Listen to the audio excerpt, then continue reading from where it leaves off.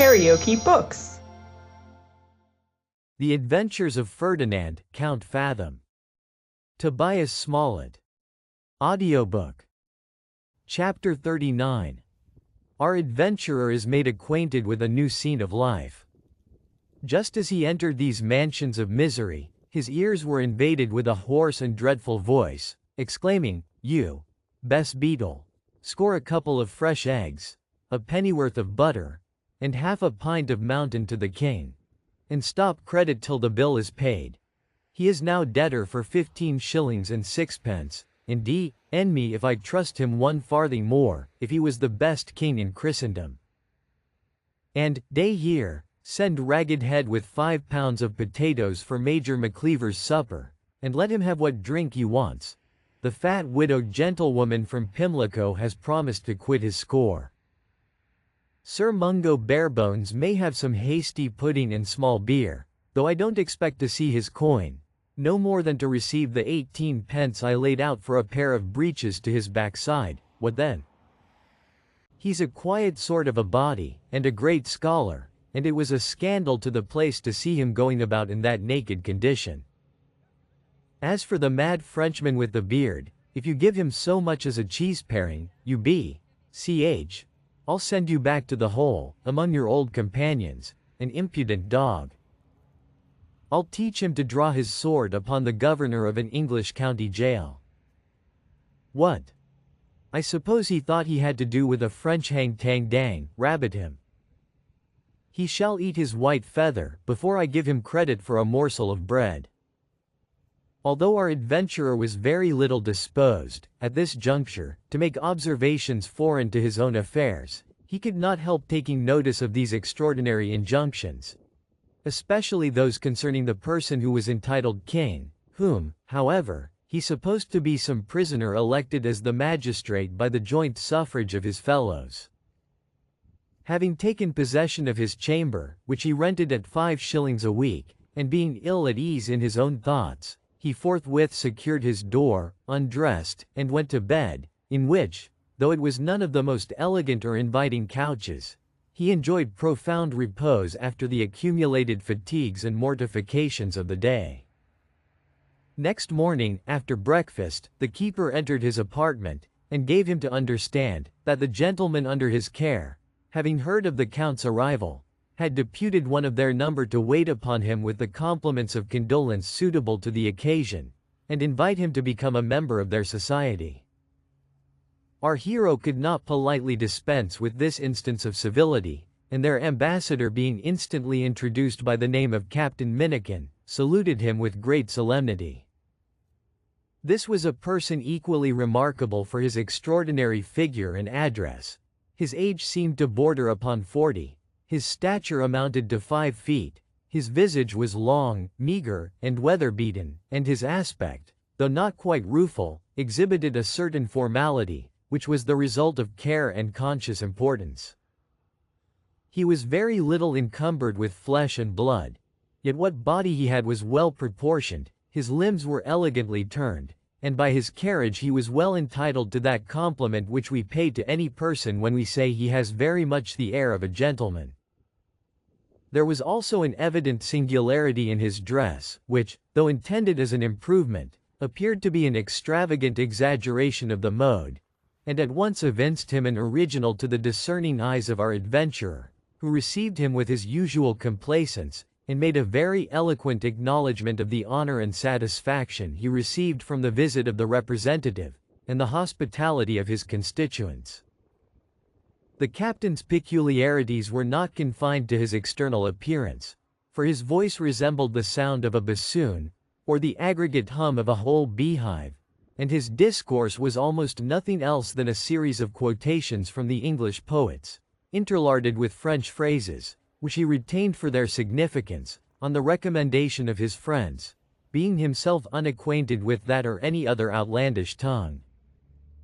Fathom, finding this gentleman of a very communicative disposition, thought he could not have a fairer opportunity of learning the history of his fellow prisoners, and, turning the conversation on that subject, was not disappointed in his expectation. "I don't doubt, sir," said he, with the utmost solemnity of declamation, but you look with horror upon every object that surrounds you in this uncomfortable place. But, nevertheless, here are some, who, as my friend Shakespeare has it, have seen better days, and have with holy bell been knolled to church, and sat at good men's feasts, and wiped their eyes of drops that sacred pity hath engendered. You must know, sir, that, exclusive of the canae, or the profanum vulgus, as they are styled by Horace, there are several small communities in the jail, consisting of people who are attracted by the manners and dispositions of each other. For this place, sir, is quite a microcosm, and as the great world, so is this, a stage, and all the men and women merely players. For my own part, sir, I have always made it a maxim to associate with the best of company I can find. Not that I pretend to boast of my family or extraction, because, you know, as the poet says, vix ea nostra voco.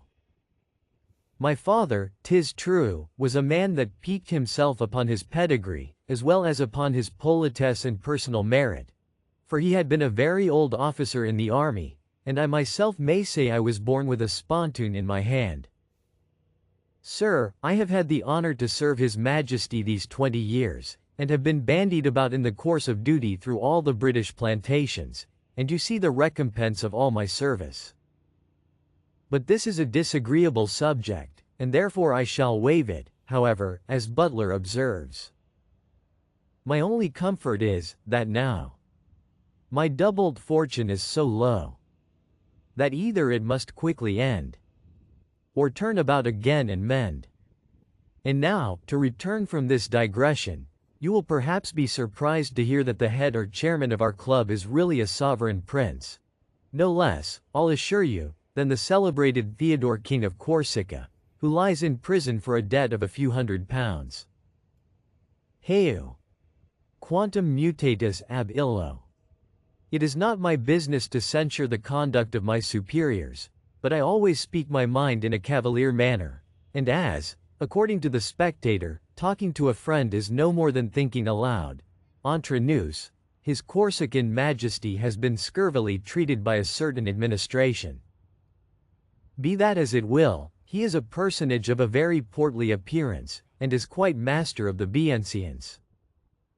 Besides, they will find it their interest to have recourse again to his alliance, and in that case some of us may expect to profit by his restoration. But few words are best. He that maintains the second rank in our assembly is one Major Macleaver, an Irish gentleman, who has served abroad. A soldier of fortune, sir, a man of unquestionable honor and courage, but a little overbearing, in consequence of his knowledge and experience. He is a person of good address, to be sure, and quite free of the mauvaise honte, and he may have seen a good deal of service. But what then? Other people may be as good as he, though they have not had such opportunities.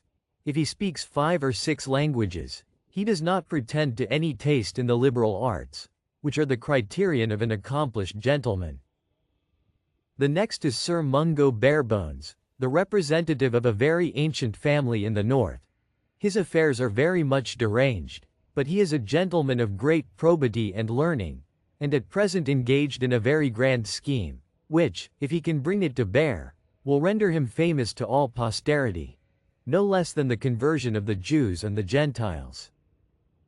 The project, I own, looks chimerical to one who has not conversed with the author, but, in my opinion, he has clearly demonstrated, from an anagrammatical analysis of a certain Hebrew word, that His present Majesty, whom God preserve, is the person pointed at in Scripture as the temporal Messiah of the Jews, and, if he could once raise by subscription such a trifling sum as £1,200,000, I make no doubt but he would accomplish his aim, vast and romantic as it seems to be. Besides these, we have another messmate, who is a French chevalier, an odd sort of a man, a kind of Lazarillo de Tormes, a caricatura. He wears a long beard, pretends to be a great poet, and makes a ed fracas with his verses. The king has been obliged to exert his authority over him more than once, by ordering him into close confinement, for which he was so rash as to send his Majesty a challenge, but he afterwards made his submission, and was again taken into favor. The truth is, I believe his brain is a little disordered, and, he being a stranger, we overlook his extravagancies. Sir, we shall think ourselves happy in your accession to our society. You will be under no sort of restraint, for, though we dine at one table, every individual calls and pays for his own mess. Our conversation, such as it is, will not, I hope, be disagreeable, and though we have not opportunities of breathing the pure Arcadian air, and cannot, under the shade of melancholy boughs, lose and neglect the creeping hours of time, we may enjoy ourselves over a glass of punch or a dish of tea. Nor are we destitute of friends, who visit us in these shades of distress. The Major has a numerous acquaintance of both sexes, among others, a first cousin of good fortune, who, with her daughters, often cheer our solitude. She is a very sensible ladylike gentlewoman, and the young ladies have a certain dégagé air, that plainly shows they have seen the best company. Besides, I will venture to recommend Mrs. Minikin as a woman of tolerable breeding and capacity, who, I hope, will not be found altogether deficient in the accomplishments of the sex. So that we find means to make little parties, in which the time glides away insensibly. Then I have a small collection of books which are at your service. You may amuse yourself with Shakespeare, or Milton, or Don Quixote, or any of our modern authors that are worth reading, such as The Adventures of Lovell, Lady Frail, George Edwards, Joe Thompson, Bampfylde Moore Carew, Young Scarron, and Miss Betsy Thoughtless. And if you have a taste for drawing, I can entertain you with a parcel of prints by the best masters. A man of our hero's politeness could not help expressing himself in the warmest terms of gratitude for this courteous declaration. He thanked the captain in particular for his obliging offers, and begged he would be so good as to present his respects to the society, of which he longed to be a member. It was determined, therefore, that Minikin should return in an hour, when the Count would be dressed, in order to conduct him into the presence of his Majesty. And he had already taken his leave for the present, when all of a sudden he came back, and taking hold of a waistcoat that lay upon a chair, "Sir," said he, "give me leave to look at that fringe. I think it is the most elegant knitting I ever saw. But pray, sir, are not these quite out of fashion? I thought plain silk, such as this that I wear, had been the mode, with the pockets very low." Before Fathom had time to make any sort of reply, he took notice of his hat and pumps, the first of which, he said, was too narrow in the brims, and the last an inch too low in the heels.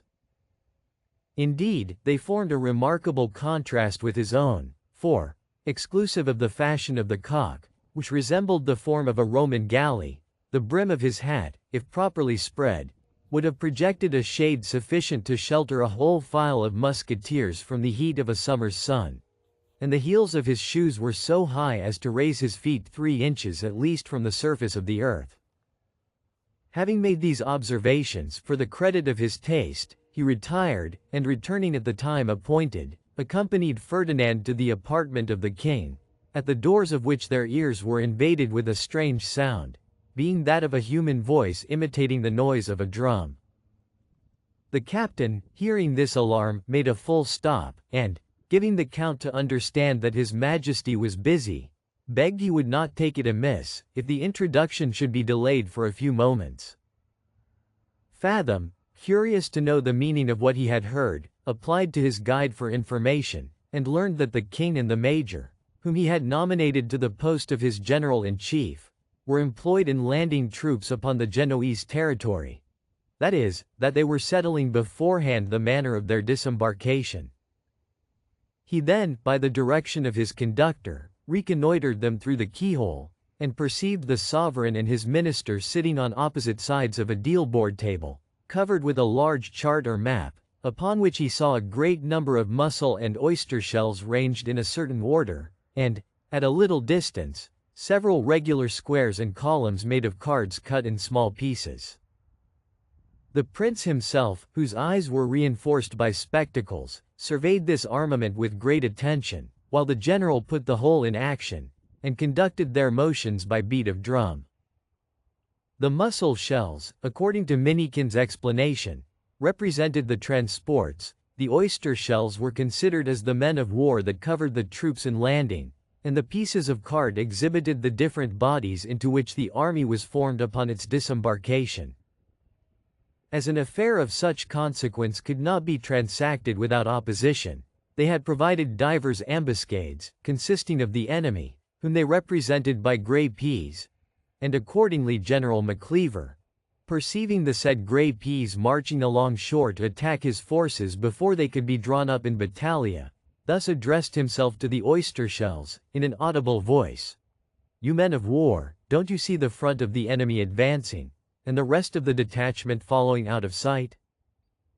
Era! The devil burn you, why don't you come ashore and open your batteries?" So saying, he pushed the shells towards the breach, performed the cannonading with his voice. The grey peas were soon put in confusion, the general was beat, the cards marched forwards in order of battle, and the enemy having retreated with great precipitation, they took possession of their ground without farther difficulty. If you liked what you heard, please subscribe to the channel.